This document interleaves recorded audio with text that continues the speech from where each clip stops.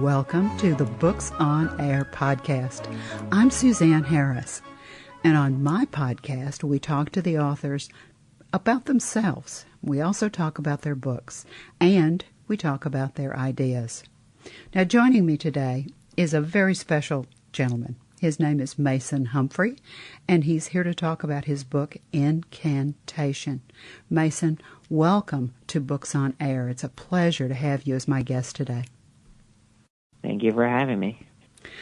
You know, I'm always curious about how books come to be. And I don't know if you've ever thought about it like this, but every book has two stories.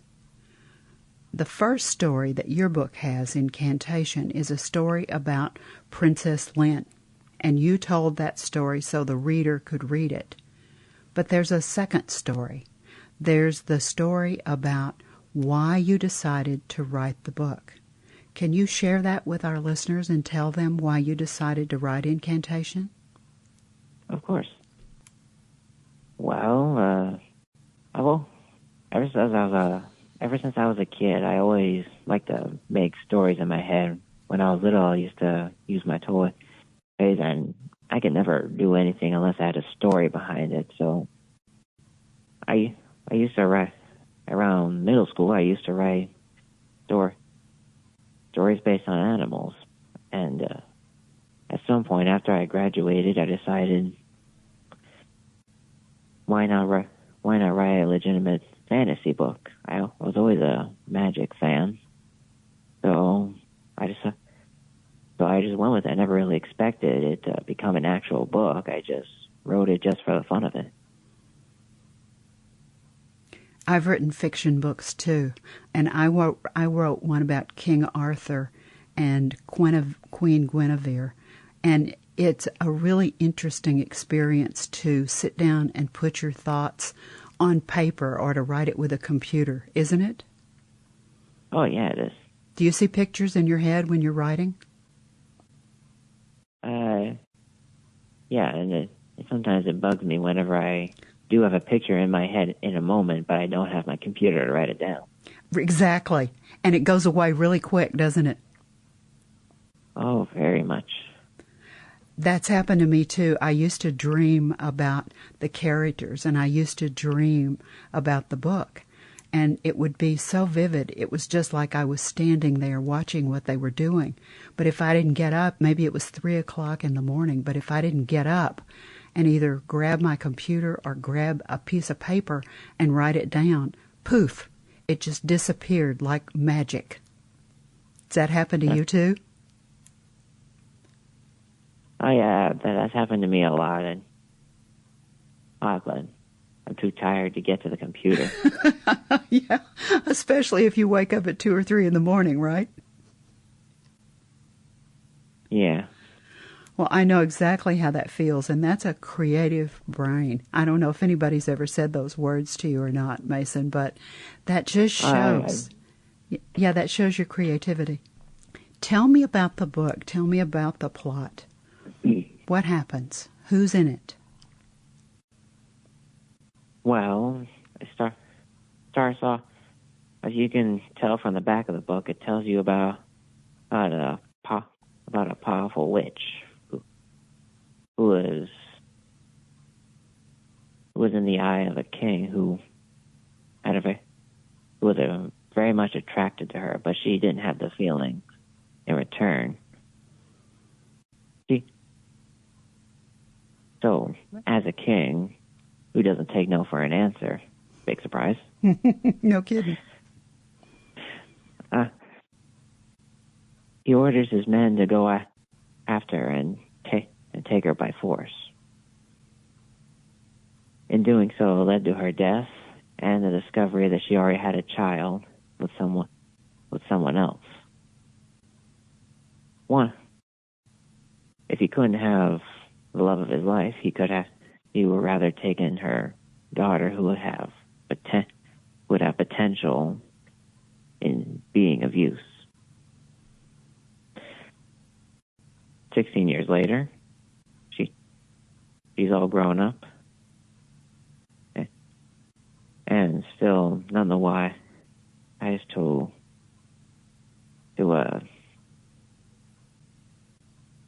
who she really is or who her father is. Regardless, she's made friends, as a mentor, Jessie and Madam B. And now you have her come into her powers too. That's at the very, very beginning of the book. Yeah, let's try to go for an intense moment very quickly. I thought you did a really nice job with that. I really liked it. You make me like her as a character. She's a little bit feisty, and she doesn't really know how powerful she can be yet, right? Oh yeah. I like to add humor with suspense. That's why I add a lot of sarcasm and jokes. I thought you did. I thought you did a great job with that, and you also built the suspense. That's what you did really well in the very beginning, the first couple of chapters. You start building your suspense because we start wondering to ourselves about the powers that all of a sudden you have this really explosive scene that happens when she's out working on her magic, because at first she can't do anything. Nothing works. She doesn't seem to be magical at all. And then all of a sudden, bang, there are her magical powers, and they just sort of take over in a really explosive, unexpected way. And then her father calls her in after this really crazy experience, and he starts to add a little mystery to it as well, because he begins to behave a little mysteriously. You've done a really nice job with the way that you've written this, Mason. Thank you. When you were writing the characters, did you have somebody in your head that you modeled the character about, or did you just make everybody up? More or less, I made everybody up. But Lynn is actually... When I first got the idea of the story, I was listening to the song Say My Name from Beetlejuice. And the main character in that, her name is Lydia, and I was thinking with something shorter, and I just thought, why not Lynn? I love that. Yeah. I love that movie, by the way, Beetlejuice. Oh, yeah. That's an unexpected thing for you to say, Mason. I really like it. Thank you. A shame they never added the song, though. Yeah, really. I love it. That's... When you write, how does it work? Do you just sit down and say, okay, I'm going to write? Or does it just start to, have you outlined the book? Or do you just sit down with a pad and write with your hand? Or do you sit down and write with a computer? Is it a movie in your head? Go ahead. It's like a movie in my head, like you said before, the images in my head. I just write down with a computer. Sometimes while I'm in the moment, sometimes I even forget I misspelled something, or added 2 ands in there. And what? Because that's not important when you're writing. You go back and catch that when you're trying to do your editing, right? Yeah, and it took me, even though this book isn't really that thick, it took me like 3 years to make it. Sometimes it takes a while to put our thoughts down. And like I said, I never thought I was going to publish this, so I took my time with it. Good. Are you going to do another book? Oh yeah, I got a lot in mind, especially the sequel for this one. I was going to ask if you were going to do a sequel. It just seems like it should have a sequel, doesn't it? putting the words "the end" does kind of set the mood. I agree. Who do you think should read this book? Did you have anybody in mind when you were writing it? Did you think it would be young adults or kids, or who were you thinking about when you wrote it? I was thinking like maybe Harry Potter lovers, anyone who wants more fantasy and magic, but but they don't have anything else to look at, and then they see my book. I like that. I think I've read Harry Potter as well, and I think you're right. I think that people who have read and enjoyed Harry Potter would really enjoy Incantation, because it's got that magical element. It's set in a time in the past. Time. Yeah, medieval, magical past kind. A time when we can really believe that magic could have existed. Is that a fair thing to say? Yeah. Yeah, because it's like looking back through the mists of time and being able to see something wonderful that happened then that could never happen now. That's how I kind of think about it anyway. You know, sometimes when authors write, they learn things about themselves as a result of writing. When you wrote this book that you didn't expect to be a book, did you learn anything about yourself? Well, not particularly, but I found out that that whenever I come up with a thought in my head, I have to make it into a book, so that's become a habit now. I think that's something that you learned about yourself, is that, number one, you can write a whole book, and you can write something that will be a book, and you can write something that will follow up as a sequel for this book. So, did you know that before you started writing? Not really, no. So you learned something about yourself. I mean, when I first made this book, I did intend to make sequels, but I never really thought I'd get this far. I'm really glad that you did. I think that I need to take a minute right here and let's tell our listeners where they can find the book. Now, the title of Mason's book is Incantation. Let me spell that for you. INCANTATION.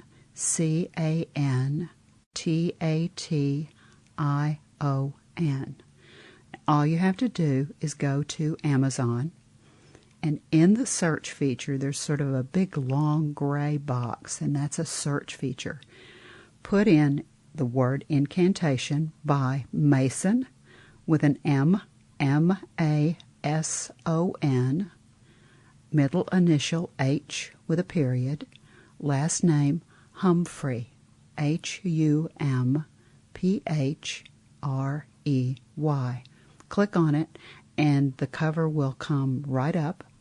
And in the upper right-hand corner, there are a couple of words that say, Open Here. If you put your cursor on those two words and click on it, the book will open, and you'll be able to see a little biography about Mason, and then you'll be able to read an excerpt. There are about 2 chapters, but the second chapter will leave you hanging, so you'll have to buy the book.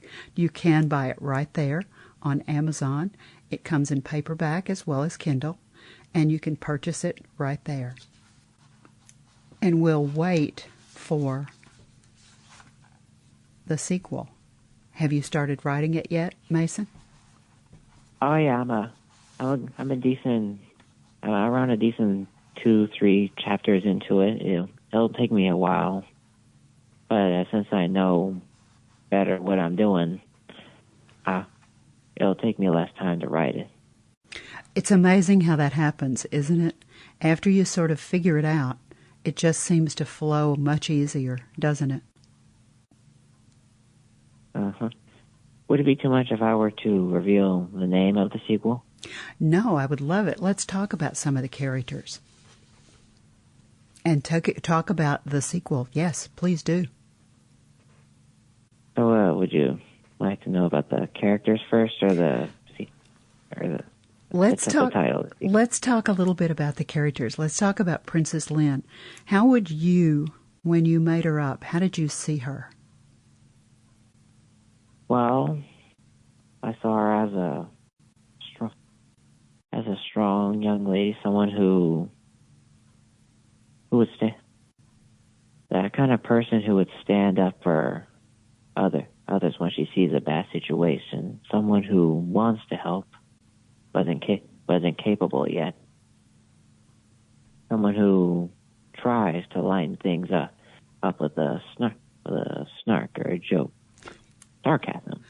She's a little bit of a smart aleck, isn't she? My parents call me that a lot. She's a little bit of you, Mason. She's a little bit of you.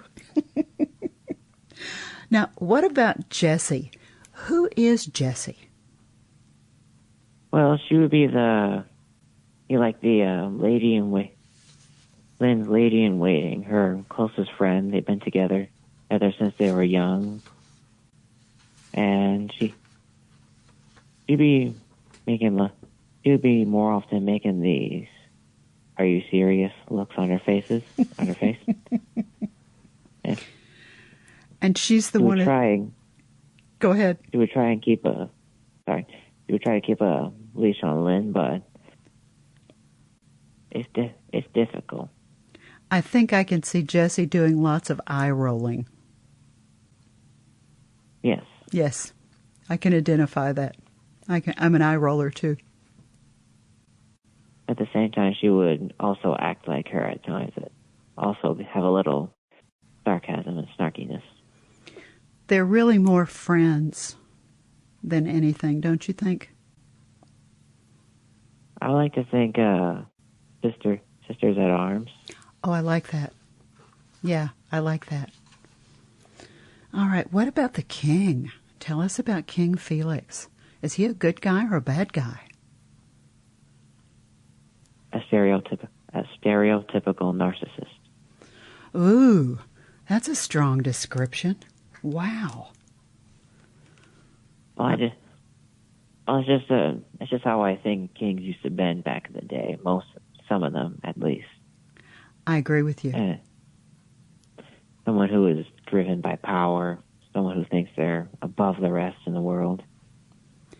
And think they should always get their way, right? Yeah. Until they realize they're over their head. And we're kind of glad that happens. All of a sudden it brings that person a little bit back down to earth. Is that what you wanted for King Felix?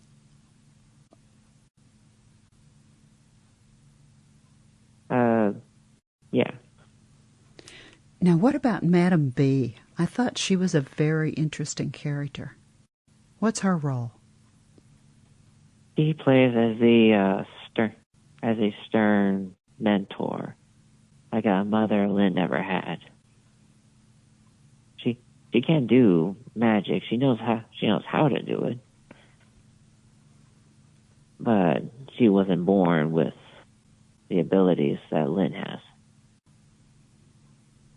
and she has a lot of books. Because she was a librarian, right? Yes. Now, who's Lucy? Lucy. Well, at first she's a dark purple-colored crow that always came back to Lynn's balcony. Yeah, and at some point she becomes human once Lynn taps into another part of her magic. I like that. Of course, Lynn had no idea that she was talking to in her head, she thinks she was talking to a bird, which makes her think she's starting to get lonely. Why did you make her a crow?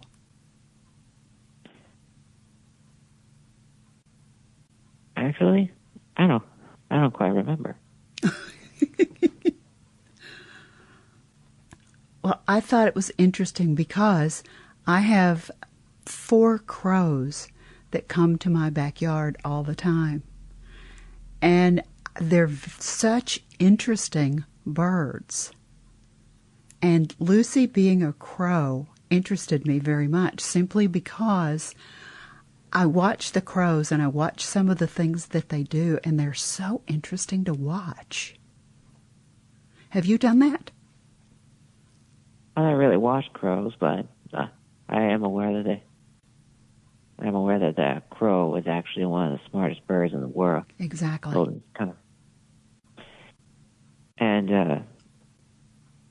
And when I was first going for a crow, I think I was going for something different at first. Mm-hmm. But I just thought that was a perfect choice for a mystical, crows are so dark, they're so black, and they've got those associations through history about being associated with magic, being associated with witches. I just thought it was a perfect choice. So good for you. Now tell me a little bit about the sequel that you're already in the middle of writing. Without mentioning too much on the plot, right? We don't want to tell too much, no. I call it Incantation, the Thief of Sable. Ooh. Sable is actually French for sand. I was going for a French theme. I like that. Thing going. I like that. In fact, the kingdom that Lynn grew up in, the Magique, is actually French. It's actually magic in French as well. Really? Cool. Well, when the readers get hold of a copy of Incantation and they sit down and they start to read, I think this would be a wonderful book for a person to read by themselves, but I also think that it would be a terrific book for parents or grandparents or older siblings to sit down and read with a younger child, a sibling or a little cousin or something like that. Maybe as a bedtime story, maybe just to have a book to read, because there are so many things that you could talk about as a result of the book. I think you've really, really done a nice job with the language. It's language that many levels of people will understand. And I think it's a good book to begin lots of different conversations. So when they read the book, they'll eventually come to the very end, and they'll read that last page. And you and I talked about 3 things that you really want the reader to take away. One of them, number 1, was power makes people crazy. Number 2 was females are empowered and female empowerment. And number 3, and I think this is really important too, if you put your mind to it, then you can succeed. Is there anything else that you want to say to the listeners about your book, Mason? Well, I just hope they enjoy it, and hope they don't have to wait too long for me to finish the next one. Me too. Go, Mason, go. Write, Mason, write. This has been such a pleasure to talk to you today, Mason. Thank you so much for being my guest today. Thank you. Now remember, you can find Mason's book, Incantation, by Mason H. Humphrey on Amazon. You've been listening to the Books on Air podcast, brought to you on webtalkradio.net. You can also hear this podcast on Spotify, iHeartRadio, Stitcher, and Apple Podcasts. I'm Suzanne Harris, and I hope you'll join me for the next Books on Air podcast, because remember, you never know who's going to be here, and you never know what we're going to talk about. Thank you so very much for listening.